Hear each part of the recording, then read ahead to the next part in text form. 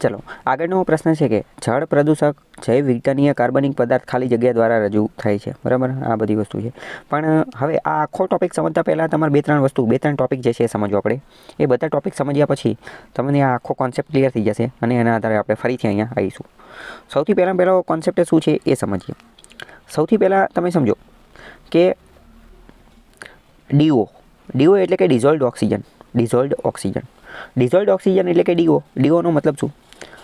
ડિઝોલ્વડ એટલે કે ઓગળેલો, પાણીમાં ઓગળેલો ઓક્સિજન. ચલો અહીંયા આપણે વાત કરીએ કે પાણીની અંદર જે જળચર પ્રાણીઓ રહેતા હોય, પાણીની અંદર, વોટરની અંદર, માછલી કે કરચલા કે અન્ય કોઈ પણ જળચર પ્રાણીઓ, એ બધા શ્વાસમાં કયો વાયુ લેતા હશે? તો બહુ પહેલાં આપણે વિડીયોની અંદર બધાની અંદર વાત થયેલી છે કે શ્વાસમાં તો કોઈ પણ હોય એ ઓક્સિજન જ લેતા હોય, O2.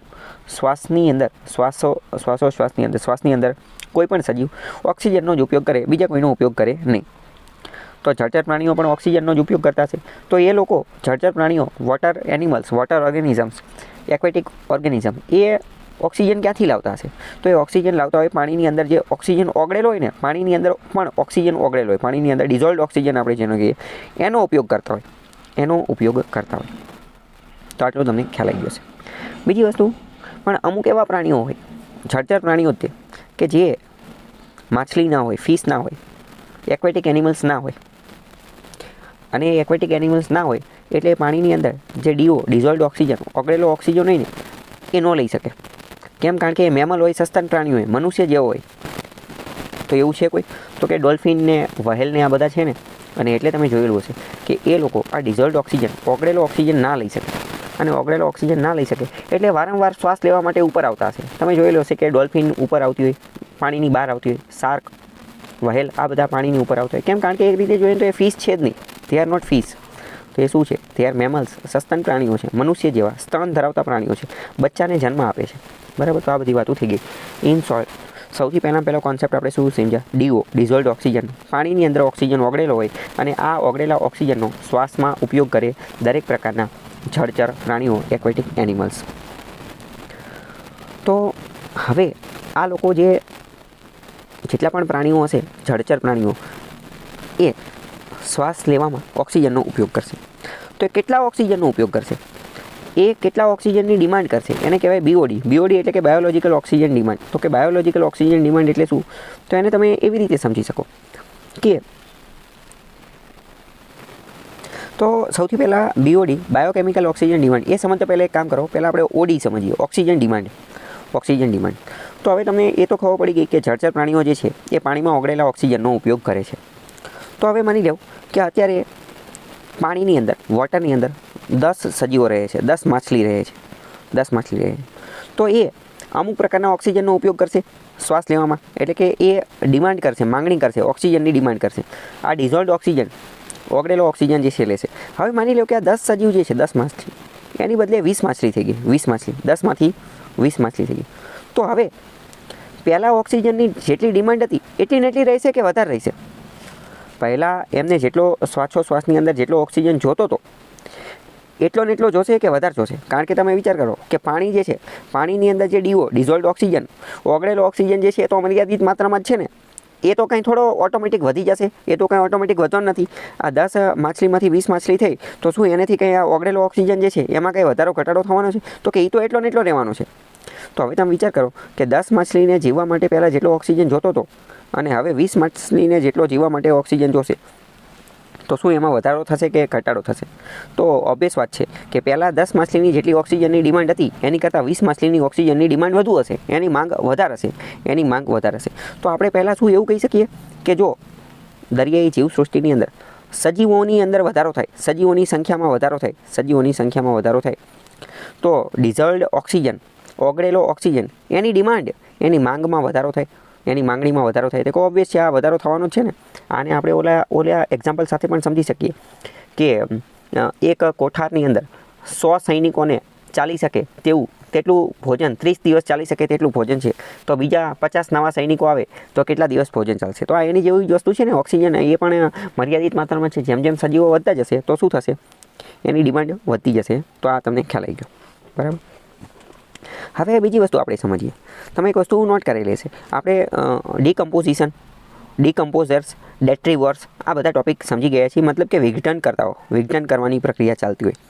બે સાયકલ હોય, એક જીવતા લોકોની સાયકલ અને એક મરી ગયા લોકોની સાયકલ. મરી ગયેલા લોકોની જે સાયકલ ચાલુ થાય એને આપણે શું કહીએ? ડિકમ્પોઝર્સ અથવા ડેટ્રીવર્સ, વિઘટન કરતાઓની બધા. તો હવે આ જે પણ બેક્ટેરિયાને આ બધા લોકો રહ્યા એ બોડીને કોહવાવાનું ને એ બધાનું કામ કરે, એનું વિઘટન કરવાનું ને એ બધાનું કામ કરે. વિઘટન કરવાનું કામ કઈ રીતે કરે? તો કે એ જે બોડી જે છે એને ડિકમ્પોઝ કરી નાખે, એનું ખવાણ કરી નાખે, કોહવી નાખે અને એની પાછી માટીમાં ભેળવી દે. તો આ પ્રક્રિયાની અંદર પણ ઓક્સિજનનો ઉપયોગ થાય. આ પ્રક્રિયા, આ કાર્ય કરવા માટે પણ ઉર્જાની જરૂર પડશે, તો એને પણ ઓક્સિજનની જરૂર પડશે. તો એને પણ ઓક્સિજનની જે છે એ જરૂર પડશે. તો દરિયાની અંદર પણ સેમ આ જ વસ્તુ થશે કે કોઈ ડેડ બોડી છે, ડેડ બોડી એને ડિકમ્પોઝ કરવા માટે, એનું વિઘટન કરવા માટે દરિયાની અંદર કે કોઈ પણ જગ્યાએ એનું વિઘટન કરવા માટે જે ઓક્સિજનની જરૂર પડે એને કહેવાય બાયોકેમિકલ ઓક્સિજન ડિમાન્ડ. એને કહેવાય BOD. જેમ કે જો અહીંયા લખેલું છે BOD એટલે કે બાયોકેમિકલ ઓક્સિજન ડિમાન્ડ. જૈવિક ઓક્સિજનની માંગ એ માપ છે કે પાણીમાં રહેલા જૈવ વિઘટનીય કાર્બનિક પદાર્થો, પાણીની અંદર જે કાર્બનિક પદાર્થો રહેલા છે, પાણીની અંદર કાર્બનિક પદાર્થો એનું વિઘટન કરવા માટે સૂક્ષ્મજીવોને, કયા સૂક્ષ્મજીવો? તો કે બેક્ટેરિયા ને લીલ ને એ બધાને કેટલા ઓક્સિજનની જરૂર પડે છે? કેટલા ઓક્સિજનની જરૂર પડે છે? ઇન શોર્ટ, પાણીની અંદર જે કાર્બનિક પદાર્થો એટલે કે એબાયોટિક પદાર્થો અથવા કાર્બન ધરાવતા પદાર્થો એનું વિઘટન કરવાનું છે. એનું વિઘટન કોણ કરશે? તો કે બેક્ટેરિયા અને માઇક્રોબ્સ, જે નાના સૂક્ષ્મજીવો હોય એ. તો એને વિઘટન કરવા માટે કેટલા ઓક્સિજનની જરૂર પડે? એ ઓક્સિજનને BOD એટલે કે બાયોકેમિકલ ઓક્સિજન ડિમાન્ડ કહેવાય. આને તમે એવી રીતે યાદ રાખી શકો, કારણ કે જે એ અકાર્બનિક પદાર્થો જે છે, અકાર્બનિક પદાર્થો એનું વિઘટન કરશે તો એમાં કેમિકલ પ્રોસેસ થશે, રાસાયણિક પ્રક્રિયા થશે. તો એટલે જ તો બાયોકેમિકલ, અહીંયા વર્ડ છે ને કેમિકલ. અને આ પ્રક્રિયા કોણ કરશે? તો કે બેક્ટેરિયા ને એ બધા માઇક્રોબ્સ, એ સજીવો છે. એટલે બાયોકેમિકલ ઓક્સિજન ડિમાન્ડ. અને આમાં ઓક્સિજનની જરૂર પડશે એટલે બાયોકેમિકલ ઓક્સિજન ડિમાન્ડ. તો BODનો કોન્સેપ્ટ પહેલાં તમારા મગજમાં ફિટ થઈ જવો જોઈએ. સૌથી પહેલાં આપણે શું સમજ્યા? DO, dissolved oxygen. પછી આપણે સમજ્યા OD, ઓક્સિજન ડિમાન્ડ. અને હવે આપણે સમજીએ છીએ બાયોકેમિકલ ઓક્સિજન ડિમાન્ડ. ફરીથી સમજી લઈએ. બાયોકેમિકલ ઓક્સિજન ડિમાન્ડનો મતલબ એ કે પાણીની અંદર જે કોઈ પણ અકાર્બનિક પદાર્થ એનું વિઘટન કરવા માટે કેટલા ઓક્સિજનની જરૂર પડે છે? જેટલા ઓક્સિજનની જરૂર પડે એને કહેવાય biochemical oxygen demand. For example, દરિયાના પાણીની અંદર કોઈ અકાર્બનિક પદાર્થ એનું વિઘટન કરવા માટે 10 કિલો ઓક્સિજનની જરૂર પડે છે. 10 કિલો. તો આ 10 કિલો ઓક્સિજન એ શું થઈ ગયો? Biochemical oxygen demand. તો BODનો કોન્સેપ્ટ તમને ખબર પડી જવી જોઈએ. હવે આ જે BOD જે છે ને એ પાણીમાં એક રીતે જૈવિક પ્રદૂષણનું માપક છે. જૈવિક પ્રદૂષણ પાણીમાં કેટલું છે ને એ આના BODના આધારે માપવામાં આવે. તમને એવું લાગે એ કઈ રીતે માપવામાં આવે? તો એ આપણે થોડું સમજીએ કે એને કઈ રીતે લેવા દેવા છે. તો આપણે સમજીએ કે જ્યારે પાણીમાં ખોરાકના અવશેષ, પશુમળ, છોડના વિઘટન જેવા કાર્બનિક પદાર્થો મળે છે. તો જો હવે જ્યારે પાણીની અંદર આ બધું ભેગું થાય, ખોરાકના અવશેષ, પશુમળ અને છોડના વિઘટન, આ બધા કેવા પદાર્થો હશે? આ બધા કાર્બનિક પદાર્થો હશે. આ બધા કેવા હશે? કાર્બનિક પદાર્થો. આ બધા જે કાર્બનિક પદાર્થો જે છે એનું વિઘટન કરવું પડશે. તો આનું વિઘટન કોણ કરશે? તો કે બેક્ટેરિયા અને ફૂગ કરશે. અને બેક્ટેરિયા અને ફૂગ આ બધા કાર્બનિક પદાર્થોનું જ્યારે વિઘટન કરશે ત્યારે એમને એનર્જીની જરૂર પડશે, ઓક્સિજનની જરૂર પડશે. અને એને જેટલી ઓક્સિજનની જરૂર પડશે એને તો BOD કહેવામાં આવશે ને, બાયોકેમિકલ ઓક્સિજન ડિમાન્ડ એટલી જ કહેવામાં આવશે.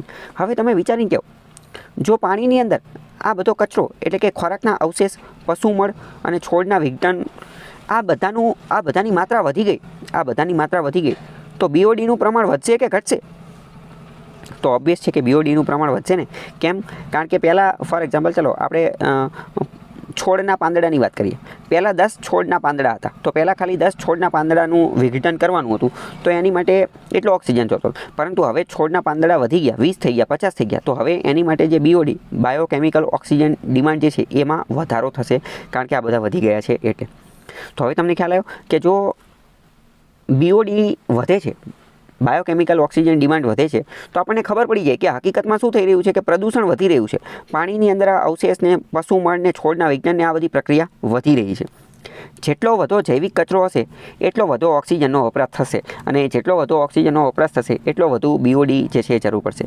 તો આપણે એવું કહી શકીએ કે જેટલો વધારે બીઓડી હશે એટલું વધુ પ્રદૂષણ, એટલું વધુ પોલ્યુશન જે છે જોવા મળશે.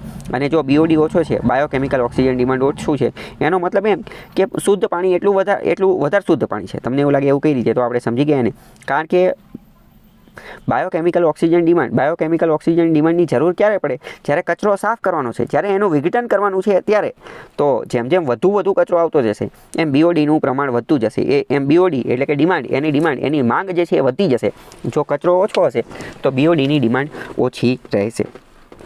તો આના આધારે તમને હવે બીઓડી ખબર પડી ગઈ કે બીઓડીના આધારે આખી વસ્તુ ખ્યાલ આવે. જેમ કે વાત કરીએ કે પાણીની અંદર એક બેક્ટેરિયા આવે, ઇકોલાઈ નામના બેક્ટેરિયા હોય ને, એ પાણીની અંદર જે કોઈ પણ ફિકલ સ્લજ હોય, ફિકલ સ્લજ એટલે શું? ફિકલ સ્લજને ગુજરાતીમાં કહેવાય મળમૂત્ર, જે છાણ ને એ બધું હોય ને, મળમૂત્ર, એને કહેવાય ફિકલ સ્લજ. આ ફિકલ સ્લજ જે છે એ એક રીતે શું છે? પ્રદૂષણ છે. તો આ પ્રદૂષણને જો એનું વિઘટન કરવું હોય તો એનું વિઘટન કરવાનું કામ કરે ઇકોલાઈ નામના બેક્ટેરિયા. બીજી વાત કરીએ, પાણીની અંદર માની લો કે અમુક વાર નાના ઘન પદાર્થ, નાના ટુકડા જોવા મળતા હોય, જેને આપણે નિલંબિત ઘન પદાર્થ કહીએ અથવા ટોટલ સસ્પેન્ડેડ સોલિડ્સ કહીએ, જેના કારણે પાણીનું ધૂંધણાપણું જે છે એ જોવા મળતું હોય, તો એને પણ કરવામાં ને એ બધા આવતું હોય, બરાબર. કૃમિના ઈંડા ને એ બધું, તો એ પ્રદૂષણ ને એ બધું બતાવતું હોય. ચલો બીજું આપણે થોડી હજી આ વસ્તુ જે છે ને એ સમજીએ કે બીઓડી જે છે, બીઓડી, તો ઇન શોર્ટ આપણને ડીઓ, ડિઝોલ્વડ ઓક્સિજન વિશે ખબર પડી ગઈ, અને બીઓડી, બાયોકેમિકલ ઓક્સિજન ડિમાન્ડ વિશે પણ ખબર પડી ગઈ. આની જેવો જ એક બીજું આવે સીઓડી. સીઓડી એટલે કે કેમિકલ ઓક્સિજન ડિમાન્ડ. તો કેમિકલ ઓક્સિજન ડિમાન્ડ એટલે શું, એ હવે આપણે સમજીએ. તો કે કેમિકલ ઓક્સિજન ડિમાન્ડ એ શું છે? તો આ પણ એક પ્રકારનું માપ છે કે જેની અંતર્ગત કે કેટલા ઓક્સિજનની જરૂર પડશે કોઈ પણ ઓર્ગેનિક કે ઇનઓર્ગેનિક કમ્પાઉન્ડ જે છે ને પાણીની અંદર, ઓર્ગેનિક કે ઇનઓર્ગેનિક કમ્પાઉન્ડ જે છે એને કેમિકલી ઓક્સિડાઇઝ કરવા માટે કેટલા ઓક્સિજનની જરૂર પડશે એને કહેવાય chemical oxygen demand. In short તમારે ખાલી કીવર્ડ યાદ રાખવાના છે. બીઓડી, બાયોકેમિકલ ઓક્સિજન ડિમાન્ડ, એમાં શું કરવાનું હતું? એમાં જે વિઘટન કરવા માટે જેટલા ઓક્સિજનની ડિમાન્ડની જરૂર પડે, વિઘટન કરવા માટે જે ઓક્સિજનની જરૂર પડે એને કહેવાય બીઓડી. અને સીઓડીમાં શું? તો કે કેમિકલ એટલે કે કેમિસ્ટ્રીવાળું, ઓક્સિડાઇઝ કરવા માટે જેટલા ઓક્સિજનની જરૂર પડે એને કહેવાય સીઓડી. તમારે ખાલી આટલો કીવર્ડ યાદ રાખવાનો છે. તો બીઓડી અને સીઓડી આ બે વસ્તુ જે છે એ આવતી. હજી થોડું વધારે સમજીએ. ડિઝોલ્વડ ઓક્સિજન આપણે ઓલરેડી સમજી ગયા કે પાણીની અંદર જે ઓગળેલો ઓક્સિજન હોય એને કહેવાય ડિઝોલ્વડ ઓક્સિજન. અને આ ડિઝોલ્વડ ઓક્સિજનની અંદર જે કચરો સાફ કરવા માટે જે ઓક્સિજનની બેક્ટેરિયાને ડિમાન્ડ કરે એને કહેવાય બીઓડી. બીઓડી એક રીતે શું છે? તો કે આ બેક્ટેરિયા દ્વારા વિઘટન કરવા માટે, ડિકમ્પોઝિંગ કરવા માટે જે જરૂર પડે એને કહેવાય. અને આ બધું જે છે એ ઓક્સિજન પર લિટર ઓફ વોટર એના મિલીગ્રામ તરીકે વાપરવામાં આવતું હોય. અને કેમિકલ ઓક્સિજન ડિમાન્ડ જે છે એ એક રીતે એ શું છે? તો એ પણ પ્રદૂષણને માપવા માટેનો જ એક એકમ છે પાણીની અંદર. એમાં શું માપવામાં આવે? તો સીઓડી જે છે એ પણ એક રીતે ઓક્સિજનની ડિમાન્ડ માપવામાં આવે છે કે પાણીની અંદર જે પ્રદૂષણ, જે તત્વો રહેલા છે એનું ડિકમ્પોઝિશન, એનું વિઘટન કરવા માટે કેટલો ઓક્સિજન રહે છે. પણ મોસ્ટ ઇમ્પોર્ટન્ટ શું છે કે સીઓડી રહ્યો ને એ બંનેને ધ્યાને લે. સીઓડી એટલે કે બાયોડિગ્રેડેબલ અને નોન બાયોડિગ્રેડેબલ. બાયોડિગ્રેડેબલ એટલે કે જૈવિક અને અજૈવિક, એવી રીતે સમજી શકો. જૈવિક અને અજૈવિક બંને પદાર્થોના વિઘટન માટે કેટલો ઓક્સિજન જોઈશે એ માપવામાં આવે સીઓડી વડે. જ્યારે બીઓડી, બાયોકેમિકલ ઓક્સિજન ડિમાન્ડ, એ માત્ર અને માત્ર જે બાયોડિગ્રેડેબલ પદાર્થો હોય એનું વિઘટન કરવા માટે કેટલા ઓક્સિજનની જરૂર પડે ને એને જ ધ્યાને લે છે. જ્યારે સીઓડી એ કેમિકલ, તો એ તો બાયોડિગ્રેડેબલ અને નોન બાયોડિગ્રેડેબલ બંને જે પદાર્થો જે છે એના વિઘટન માટે કેટલો ઓક્સિજન જરૂર પડે એને ધ્યાને લે છે. તો આ તમને ખ્યાલ હોવો જોઈએ. ફરીથી એકવાર હું તમને જે છે એ ચલાવી દઉં. જો સૌથી પહેલાં ડિઝોલ્વડ ઓક્સિજન એટલે શું? તો કે પાણીમાં ઓગળેલો oxygen. BOD, biochemical oxygen demand એટલે શું? તો કે પાણીની અંદર જેટલા પણ કાર્બનિક પદાર્થો ઓગળેલા હોય, કાર્બનિક પદાર્થો કયા હોઈ શકે? તો કે મળમૂત્ર હોઈ શકે, ફિકલ સ્લજ હોઈ શકે, વૃક્ષના પાંદડા કે એવું કંઈ હોઈ શકે, અથવા કાર્બનિક કોઈ પણ વસ્તુ હોઈ શકે. એ કાર્બનિક વસ્તુ જે છે, કાર્બનિક વસ્તુ એટલે કે બાયોડિગ્રેડેબલ, એનું વિઘટન કરવા માટે બેક્ટેરિયાને, માઇક્રો ઓર્ગેનિઝમને જે ઓક્સિજનની ડિમાન્ડ પડે એને કહેવાય બાયોકેમિકલ ઓક્સિજન ડિમાન્ડ. અને વિચાર કરો કે આજે બેક્ટેરિયા જે છે એ આમે જે બાયોડિગ્રેડેબલ હશે એનું જ વિઘટન કરી શકશે ને. નોન બાયોડિગ્રેડેબલનું તો એ વિઘટન કરી જ નહીં શકે, તો એની માટે જે ઓક્સિજનની જરૂર પડે એને કહેવાય બીઓડી. પરંતુ કેમિકલ ઓક્સિજન ડિમાન્ડ એટલે શું? તો કે એમાં તો બાયોડિગ્રેડેબલ અને નોન બાયોડિગ્રેડેબલ બંનેનું વિઘટન કરવા માટે જે ઓક્સિજનની જરૂર પડે એને કહેવાય COD. એટલે એક રીતે જોઈએ તો આ બધા એક રીતે BOD અને COD એ એક રીતે પાણીની અંદર કેટલું પ્રદૂષણ છે એ માપવામાં મદદ કરે છે. અને આપણે ધ્યાનપૂર્વક જોઈએ તો ખ્યાલ આવે કે BOD કરતાં COD જે છે એ પાણીના પ્રદૂષણને માપવા માટેનો થોડો વધારે સત્યાર્થતા ધરાવતો અથવા થોડું વધારે સાચી માહિતી આપે છે. કેમ? કારણ કે CODની અંદર નોન બાયોડિગ્રેડેબલ અને બાયોડિગ્રેડેબલ બંનેનું વિઘટન કરવા માટે કેટલા ઓક્સિજનની જરૂર પડશે એ ધ્યાને લે છે, જ્યારે BODની અંદર ખાલી બાયોડિગ્રેડેબલ જ ધ્યાને લે છે. પણ ઇન શોર્ટ વાત કરીએ, જો BOD અને COD વધે છે, BOD અને COD વધે છે, એનો મતલબ શું?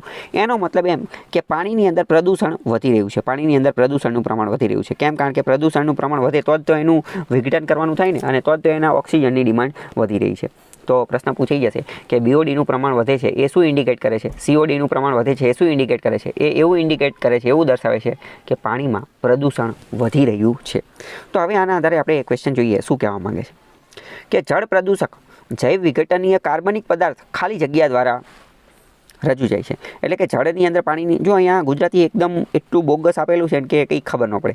જળ પ્રદૂષક એટલે કે પાણીનું પ્રદૂષણ જૈવ વિઘટનીય એટલે કે બાયોડિગ્રેડેબલ કાર્બનિક પદાર્થ, અને જે કાર્બનિક પદાર્થ હોય એ કોના દ્વારા રજૂ થાય છે?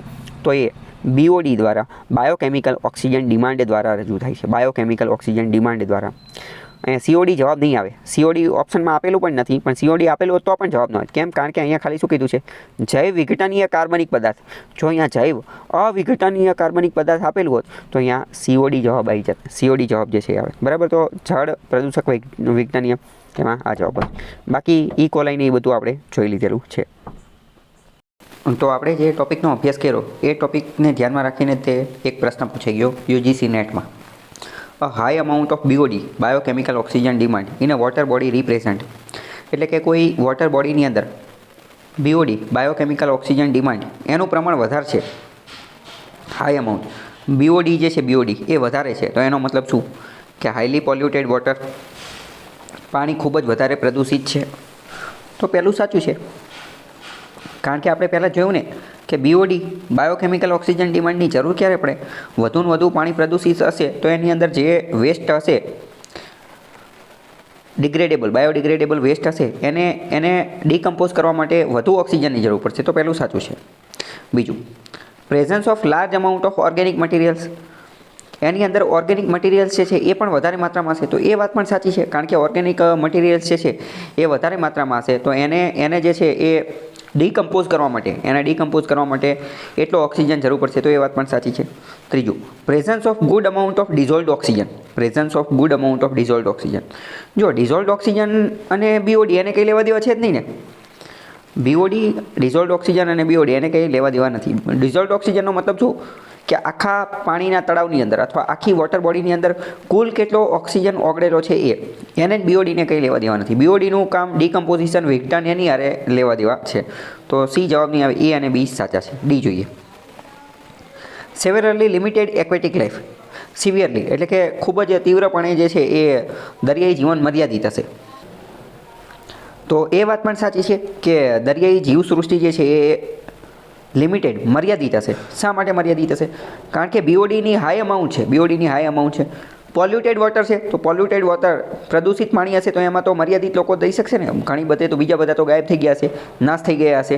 એટલે એક્વેટિક લાઈફ પણ કેવી હશે? મર્યાદિત હશે. કોઈ અહીંયા વધારે પડતી બાયોડાયવર્સિટી જોવા મળતી નહીં હોય. વધારે પડતી બાયોડાયવર્સિટી જ્યાં સ્વચ્છ હોય, પ્રદૂષણ ઓછું હોય, ટોક્સિક એલિમેન્ટ્સ ઓછા હોય, અહીંયા જોવા મળે, નહીં કે અહીંયા. તો BODનું પ્રમાણ વધારે છે એ દર્શાવે છે કે પાણી પ્રદૂષિત છે. Presence of large amount of organic materials જે છે એની અંદર વધારે છે.